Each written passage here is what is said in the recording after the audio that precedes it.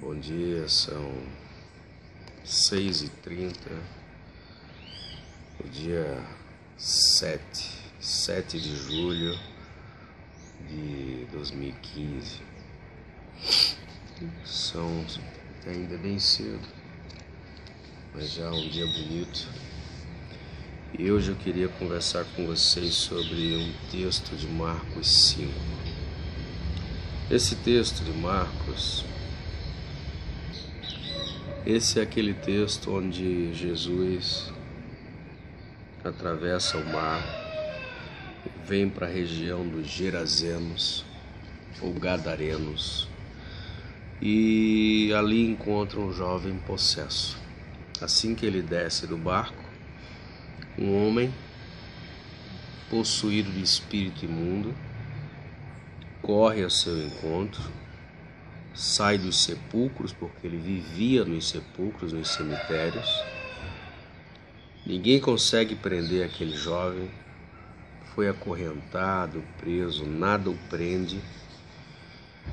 Ele quebrava o ferro dos pés, das mãos, ninguém o dominava, ele se cortava com pedras e ele corre ao encontro de Jesus, dobra os joelhos, adora Jesus. Os espíritos imundos dizem: que temos nós contigo, Jesus, Filho do Deus Altíssimo? Jesus manda que aqueles espíritos saiam dele. O espírito chamava-se Legião, porque eram muitos. Jesus os manda ir para a manada de porcos. Os espíritos vão para a manada de porcos, os porcos se lançam numa colina e todos morrem afogados. Eles se precipitam abaixo em direção ao mar e morrem afogados. Essa é a cena, esse é o cenário. Eu tenho duas coisas para compartilhar sobre esse texto hoje. A primeira, que me chama muita atenção, é que Jesus, um dia anterior, passou todo o dia pregando para a multidão. Pregou para a multidão, pregou sobre a parábola do semeador, sobre a parábola da candeia, sobre a parábola da mostarda, do grão de mostarda. Pregou o dia inteiro para uma grande multidão. Ao anoitecer, ele entra num barco, atravessa um mar em torno de 20 quilômetros, 25 quilômetros, enfrenta uma tempestade, aquela lá que ele dormia cansado por justamente ter passado todo um dia pregando. Os discípulos incomodados, agitados, desesperados, acordam ele. E ele diz para o vento: emudece, vento, aquieta-te, acalme-se o mar. Tudo se faz completa bonança e volta a descansar. Ele enfrenta tudo isso, gente, para encontrar com um jovem. Ele encontrou-se com um jovem só, endemoniado, que vivia nos sepulcros, cheio de demônio, cortado com pedra, com marcas de corrente nos pés e nas mãos, que vivia gritando pela cidade. Ele deixa a multidão, atravessa o mar para encontrar com um jovem. Nem o nome desse jovem se tem na Bíblia. Não sabe quem é. Não tem registro, não tem nome, não se sabe quem ele é, nada. Ele é chamado do endemoniado de Gadara, ou jovem endemoniado da região dos Gerazenos. Só. Isso já me ensina muito. Esse é o primeiro ensino. A gente está acostumado a buscar multidão. A gente está acostumado a buscar aglomerado, palco, plenário, microfone. A gente está vivendo num mundo onde se valoriza a multidão. Dia desses eu vi um preletor de uma igreja que, porque não tinha uma quantidade mínima de pessoas para determinado evento, ele cancelou o evento. Tinha que ter determinada quantidade mínima para poder, é um pré-requisito para ele sair de casa e falar. Jesus sai de uma cidade, perdão, atravessa o mar, enfrenta uma tempestade para encontrar-se com um jovem. Muitas vezes, gente, a gente vai ter que aprender isso, a ver rosto, a saber nome, a buscar pessoa, não multidão, a tratar o indivíduo e não o coletivo. Jesus nos ensina isso. Vai atrás de uma pessoa, um jovem. Isso já fala muito.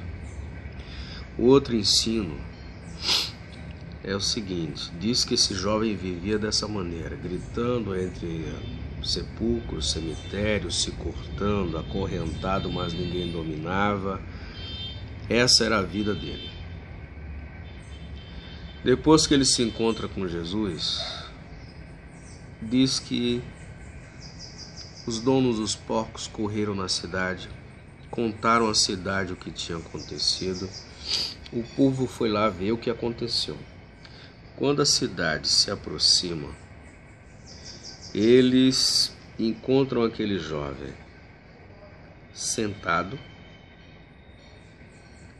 vestido e em perfeito juízo. Sentado, espírito calmo, quietou-se. Aquele que vivia gritando, correndo e se cortando, estava sentado, vestido e em perfeito juízo. Sabe qual foi a reação da cidade, diz a Bíblia? Ficaram com medo. Ficaram com medo de um jovem sentado, vestido e em perfeito juízo.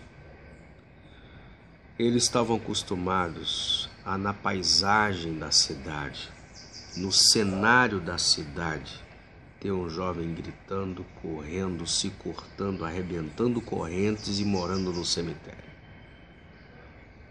Sabe o que isso ensina? Eles estavam acostumados com a desgraça do jovem. A desgraça já era tão rotineira que já fazia parte do cenário, da paisagem deles. Se assustaram quando viram ele quieto, sentado em juízo perfeito. E aí eu me pergunto o seguinte, gente: quanta gente que vive do nosso lado, sofrendo, calada, sofrendo às vezes agitada, gente inquieta, gente que só sabe o que é sofrer. Mas porque a gente vê tanto, todo dia, o tempo todo, toda hora, a gente já se tornou insensível ao sofrimento dessas pessoas. Há um sociólogo chamado Josué de Castro que diz que o problema da pobreza no Brasil é porque a gente encontra em cada esquina. A gente vê demais, tem tanto que a gente já se insensibilizou, não percebe, tornou-se cenário, tornou-se paisagem comum. Assim foi com aquele jovem da Bíblia. Assim é com a gente também. A gente passa às vezes todo dia junto de pessoas que sofrem. Mas porque a gente passa todo dia, a gente já não percebe essas pessoas. Elas já são paisagem comum. Elas já são cenário da nossa vida. Que a gente vai se assustar é se ela mudar de vida. Eu quero convidar você hoje, gente, a duas coisas. A ir de encontro a uma pessoa. A ir de encontro a rosto, pessoas, identidade, gente e não só a multidão. Segundo, a tirar do coração a insensibilidade. A caminhar nas ruas hoje, indo para o trabalho, percebendo as pessoas, mesmo aquelas que você todo dia dá bom dia, elas podem guardar consigo sofrimentos incrustados, fincados, que de tão comuns se tornam rotina e de tão rotineiros tiram das pessoas que convivem com ela a possibilidade, a sensibilidade, a chance de nós vermos e enxergarmos o sofrimento que Jesus quer arrancar. É um exercício, é uma oração. Que Deus nos faça ver pessoas individualmente e que Deus nos faça vê-las como elas são, sem que a rotina nos tire o poder de enxergar sensivelmente a vida delas. É minha oração nessa manhã, é minha oração por minha vida, é minha oração por sua vida, em nome de Jesus.